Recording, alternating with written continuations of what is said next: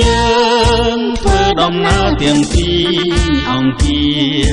បងប្អូនមីមាញាតមិនឈរធ្វើរបងសូមលេងទាដៃអបអរអើងផងសបាយកនឡងមែនទេណាស្រីតែរងធ្វើក្នុងដួងចិត្តម្លេះទេ